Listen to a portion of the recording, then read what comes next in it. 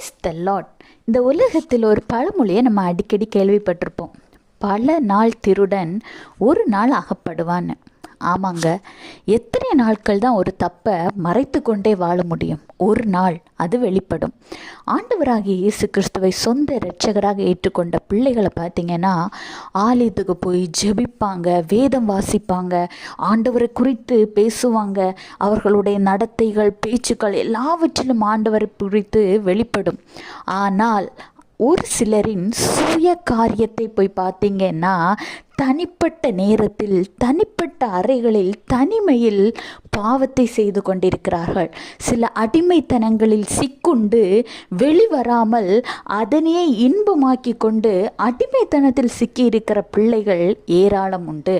அப்படிப்பட்ட பிள்ளைகள் ஒருவேளை இன்றைக்கு நீங்களாக இருந்தால், ஆண்டவராக இயேசு கிறிஸ்து இன்று உங்களை பார்த்து தான் சொல்கிறார். நீதிமொழிகள் 10:9, உத்தமமாய் நடக்கிறவன் பத்திரமாய் நடக்கிறான், கோணலான வழிகளில் நடக்கிறவனோ கண்டுபிடிக்கப்படுவான்.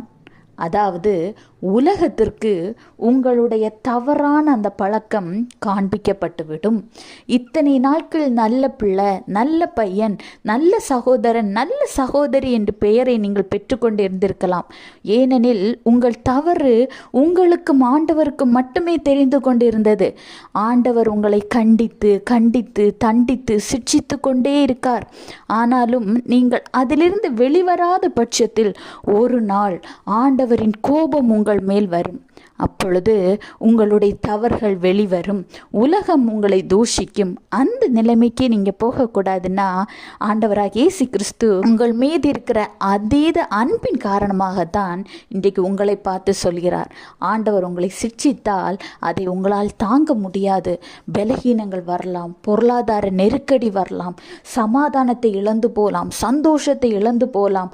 ஏனெனில் ஏற்கனவே உங்களை சிறு சிறு காரியங்களில் உங்களை சிட்சித்து நீங்கள் கேட்காத பட்சத்தில் தான் ஒரு தகப்பன் தன் பிள்ளையை சிட்சிப்பது போல அவர் சிட்சிக்க தயாராகி கொண்டிருக்கிறார்.